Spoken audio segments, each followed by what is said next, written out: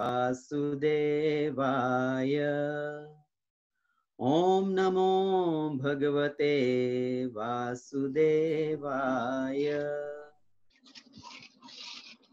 Okay, so how many of you actually know about Bhagavad Gita? Just you can raise your hand. I know you are all on mute. I can raise my hand.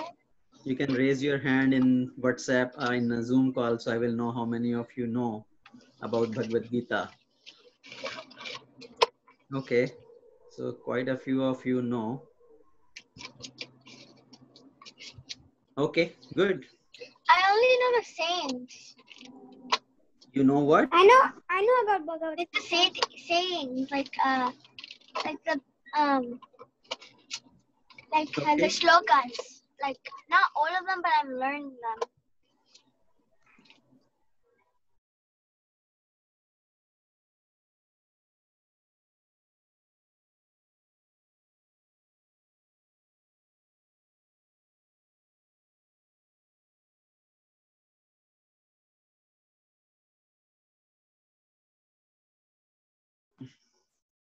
So the word Bhagavad Gita, it comes from word Geet. Geet means song. So Bhagavad Gita is also known as Song of God. Okay, Bhagavad Gita was spoken by whom? Lord Krishna to Arjuna. So Bhagavad Gita was spoken by Lord Krishna himself personally. So that's why it is called Song of God. And when did Lord Krishna speak Bhagavad Gita to Arjuna? You know, it was spoken to him not sitting in a temple or not sitting in a forest when he was absorbed in meditation, or not in a very scenic place or on the hilltop. It was spoken in a war field when the war was going to start. So isn't it surprising? Sometimes we think spiritual knowledge is discussed by sitting in temple or some satsang program like that. But Arjuna heard Bhagavad Gita in the war field. And how did all it happen? Why Lord Krishna had to speak Bhagavad Gita to Arjuna in the war field? So how did it all start is, let's go back, talk about the basic story about Mahabharat. You know, in Mahabharat, there used to be a king, Dushyant. And Dushyant had a wife, Satyavati. So Dushyant and Satyavati had two sons, Chitrangda and Vichitravirya. And Vichitravirya had two wives, Ambika and Ambalika. And through them, they had two sons, Dhritarashtra and Pandu. So now you may be familiar with these two names, Dhritarashtra and Pandu. So Dhritarashtra had 100 sons.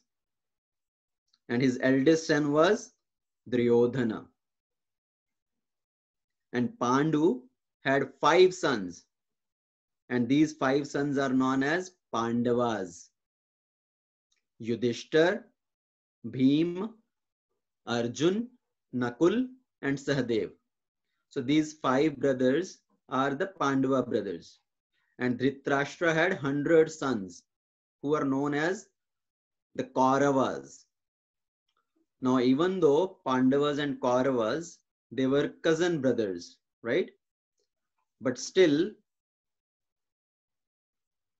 Duryodhana had so much enviousness to the Pandavas, he did not want to give them anything in the kingdom. So he made many different plans to take away all their kingdom. In the beginning, when they were still small children, and when they were studying together in the ashram of their guru, Duryodhana made many attempts to kill Pandavas. He tried to feed poison to Bhima. You may know some of these stories. if you have watched Mahabharata or heard about Mahabharata a little bit. So I'm giving you a basic information, background, why this war was happening and why the war which happened at the place called Kurukshetra. Okay, so that's why it's called the War of Kurukshetra, the Kurukshetra War. And why Lord Krishna had to speak Bhagavad Gita to Arjuna. So Duryodhana was very envious of Pandavas. He wanted to take away all their kingdom. He tried many times to kill them. And when finally Yudhishthir Maharaj, he got his separate kingdom known as Indraprasth. And at that time also, Duryodhana was so envious of Pandavas, seeing the opulence of their new city of Indraprastha.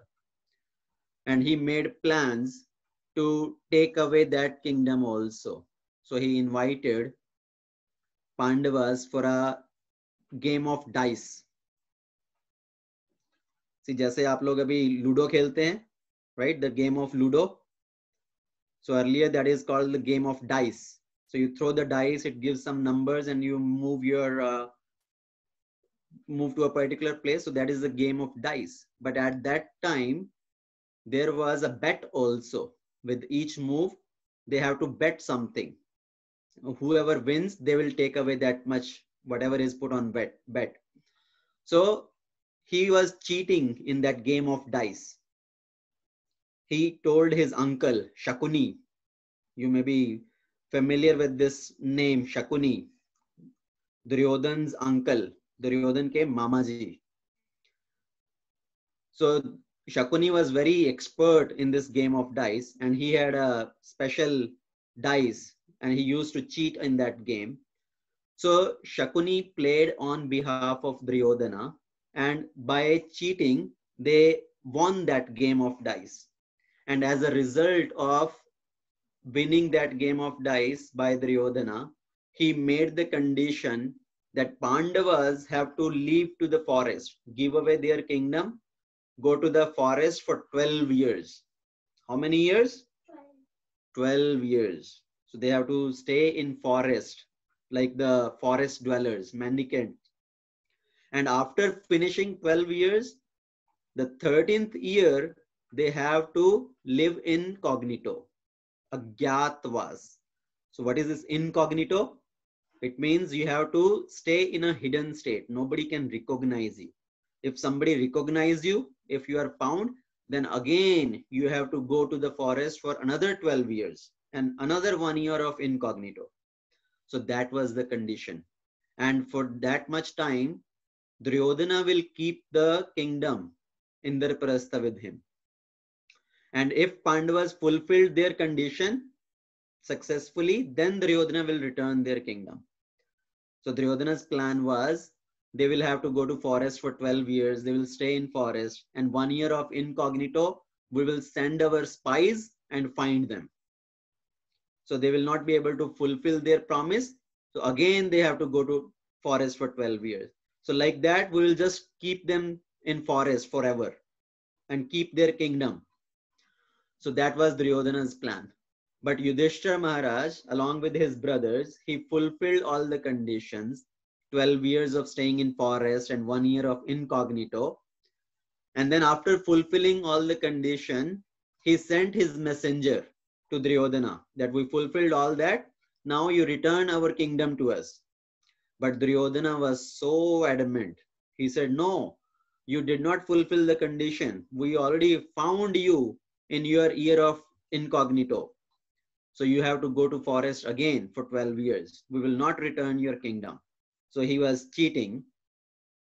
And then finally, Maharaj Yudhishthir, he sent Lord Krishna as his peace messenger to Duryodhana and his father Dhritarashtra in Hastinapur. And Lord Krishna personally came as the peace messenger. He told Duryodhana that Pandavas have fulfilled all their condition. Now you should return their kingdom. But he was not agreeing. And then Lord Krishna made another proposal that if you don't want to give the kingdom, at least give 5 villages to the 5 brothers, because they are also Kshatriyas and Kshatriyas have to rule. So give 5 villages to the 5 brothers, and I promise that they will live happily. They will not attack you or put a war on you to gain back their kingdom. But Duryodhana was so envious. He was such a bad guy. He did not want to give even 5 villages to the Pandavas. He said, I will not give even the land equal to the tip of the needle. Can you imagine? He said, I will not give land equal to the tip of the needle. And how small is the tip of the needle? He did not want to give a land equal to 1 grain also. And actually, he wanted to capture Krishna and imprison Krishna. So Krishna showed his Virat Roop in the assembly. And then Krishna went back. He told Pandavas that there is no other option.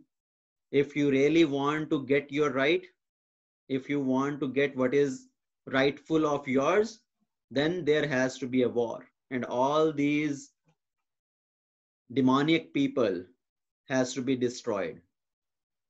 So finally, there was going to be this war between the Pandavas and the Kauravas. See, remember, these Pandavas and Kauravas are actually brothers, cousin brothers. So they were going to fight for the kingdom, which was rightfully belongs to Pandavas. So this war was going to happen, and the place of the war was going to be Kurukshetra. So that Kurukshetra is still present in India. If you go to India, close to Delhi, about 2 hours drive from Delhi, there is a city called Kurukshetra. Okay, so that was the place where the war between the Kauravas and Pandavas happened. And on Kaurava's side, there were so many warriors, whoever were friends of Duryodhana, some his relatives, they all came to fight on the side of Duryodhana. And the relatives, some of the friends of Pandavas, they came to fight on the side of Pandavas. So practically, it was like a world war. All the different kingdoms, all the different kings, they were participating in this war. So that was the world war, which is happened 5,000 years ago in Kurukshetra, the war of Kurukshetra. Now, before this war was going to start, Arjuna was in a dilemma. What was his dilemma? That, oh, I have to fight with my own brothers, my own guru, because his guru was Dronacharya, which was on the side of Duryodhana. He was in the army of Duryodhana. His grandfather, great-grandfather, Bhishma, he was also in the army of Duryodhana. So Arjuna was thinking, I have to fight with all my relatives, my elders, my gurus, my grandfather. And to win in this war, I have to kill them. So that's why he was confused. Should I fight or should I not fight? And in that situation, he asked Krishna for help, that you please guide me. And that's when Krishna instructed this Bhagavad Gita to Arjuna. So before we start this Bhagavad Gita, before we start reading Bhagavad Gita, I want to show you this book. Okay, you can see this is the book Bhagavad Gita as it is, written by His Divine Grace A.C. Bhaktivedanta Swami Srila Prabhupada, who is the founder Acharya of ISKCON, International Society of Krishna Consciousness. So why I'm showing you this book is because we will be following this book, right? When we read Bhagavad Gita, even though we will be following in a simple manner for children, but this will be the book which we'll be referring to. So as you go to school, as you go to any class, the teacher will tell you that, okay, this is the course book. and you have to get this course book, and we'll be studying from this.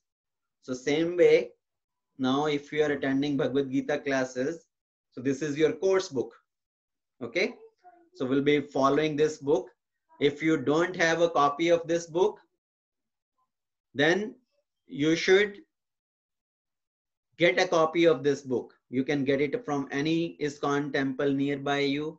If you know any devotees close to you, you can approach them and they will arrange a copy for you. So this is the book we all will follow. So what is the importance of Bhagavad Gita? Okay, if you have any questions, we'll take all the questions. I will just go over another 5 minutes or so, and then we can take any questions. So what is the importance of Bhagavad Gita? Bhagavad Gita is known as the essence of all the Vedic scripture. Say in Sanatan Dharma, there are so many scriptures. There are Vedas, there are Upanishads, there are Puranas, right? So there are so many scriptures. And what is the speciality of Bhagavad Gita? Bhagavad Gita is known as the essence of all the scriptures. I will share my screen. So you all can see the screen. So I'm reading from the introduction part of this Bhagavad Gita. What is the importance of Bhagavad Gita? So Bhagavad Gita is defined as Sarvopanishado Gavo Dogdha Gopal Nandana Partho Vatsa Sudhir Bhokta Dugdam Gita Amritam Mahat. So Sarvo Upanishado Gavo. So if we consider all the Upanishads, right, all the scriptures, Vedic scripture, as a cow, and then Lord Krishna is like a famous cowherd boy. Has anybody of you seen a milkman milking a cow? So the milkman milks the cow. So the milk of the cow is like the essence of the cow. So cow eats all the grass. So cow is such a machine that from the front of the mouth, from the front of that machine, you feed the grass, and from the back of that machine, it gives the milk. Have you seen any such machine? That is wonderful creation of the Lord. So cow's essence is her milk, and a milkman take out that essence of the cow. So same way, Lord Krishna is acting as a milkman, and he is churning out all the scriptures and taking the essence of the scriptures and giving it to Arjuna as message of Bhagavad Gita, the song of God. And a milkman, when he milks the cow, for a cow to start giving milk, you know what they do? They first bring the calf to the milk and let the calf suck the milk of the cow. And when calf has sucked the milk from the cow, then cow start giving all the milk. So same way, Lord Krishna is using Arjuna as a calf to churn out all the scripture and give this message of Bhagavad Gita. So Sarva Upanishado Gavo Dogdha Gopalanandana Partha Vatsa Sudhir Bhokta Dugdham Gita Amritam Mahat. So the milk of Bhagavad Gita, this nectar of Bhagavad Gita, will be drank by all the learned scholars and pure devotees of the Lord. And what is another importance of Bhagavad Gita? Gitayah pustakam yatra path parivartate tatani sarvani tirthani prayagadini tatravai. So the importance of Bhagavad Gita is so great. It is said wherever even the book of Bhagavad Gita is kept. So if you have the book of Bhagavad Gita at your home, even if you don't read that, it is still so wonderful. It is still so auspicious. Just having the book of Bhagavad Gita, Gitaya Pustakam Yatra, wherever there is book Bhagavad Gita, Yatra Path Parivartate, wherever this book is read, wherever Bhagavad Gita is recited, Tatra Sarvani Tirthani, all the holy places manifest there. And what are these holy places? So in India, there are many holy places, right? You go to Haridwar, Prayagraj, like that. So there are many holy places, and Prayagraj is considered as the king of all the holy places. So it said all the holy places, including Prayagraj, it manifests there wherever Bhagavad Gita is kept or Bhagavad Gita is recited. So that is how wonderful it is. So that is the glorification, the Mahatmya of Bhagavad Gita. So we'll start reading Bhagavad Gita in next class. And now we'll take some questions.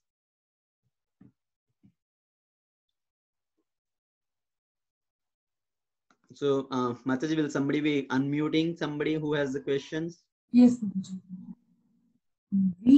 V Rans iPhone. Please unmute yourself.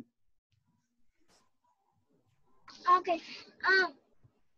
So, my question was, how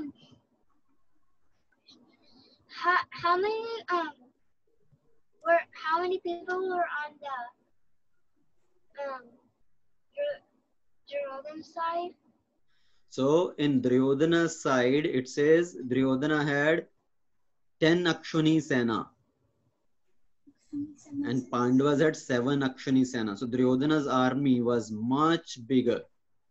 One Akshuni Sena is, it gives the count. I will tell you the count. How many people on horses, how many people on elephant, and how many soldiers on foot are included in one Akshuni Sena. Okay. So I will tell you the count. When we start the first chapter in the next class, the observing the armies on the battlefield, I will share these details with you. How many people are considered in one Akshini Sena? But Kaurava's army was much, much bigger than the army of Pandavas. Okay? Yes. Next is Ananya. Please unmute yourself, Ananya.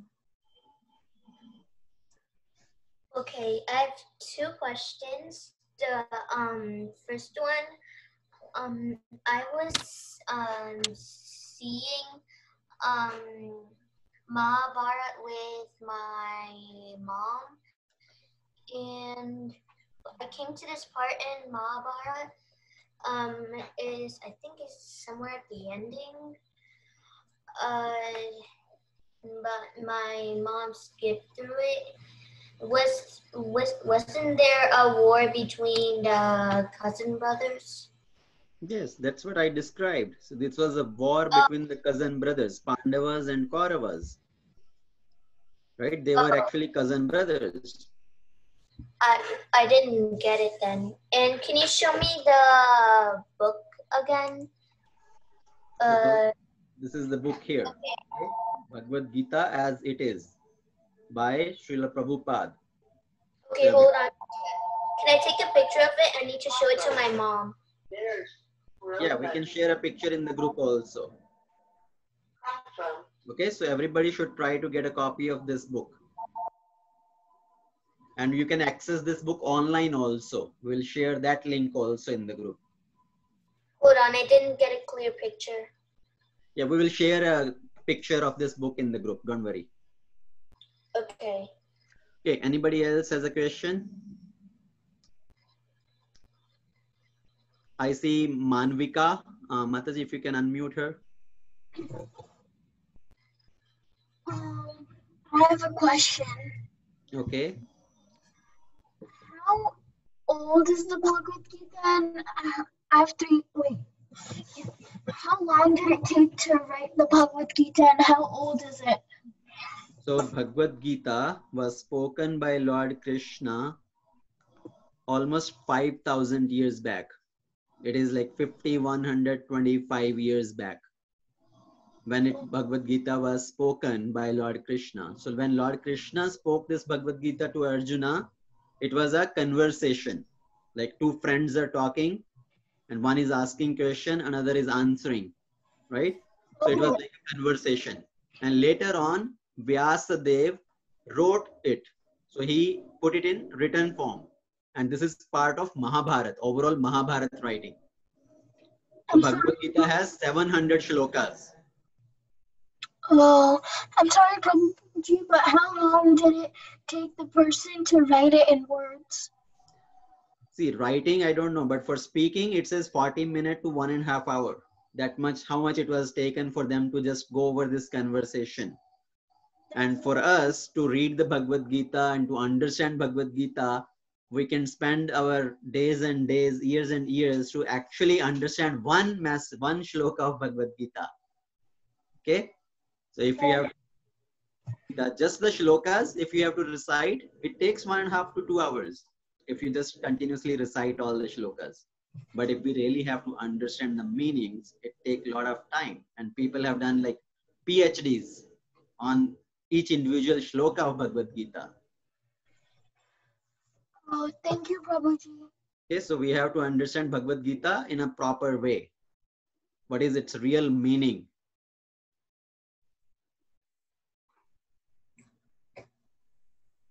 Thank you, Prabhuji. Okay. Thank you so much, Prabhuji. Thank you so much for a wonderful class. Sorry, kids, we are not taking all of the questions because the time will start for gaming. So please end this call and rejoin to new link. The new link will be shown in our group. So please go there and rejoin for Kahoot Gaming. Thank you so much. Okay, so Hare Krishna, everyone. We will see you in the next week Bhagavad Gita class. Hare Hare Krishna. Krishna. Hare Krishna.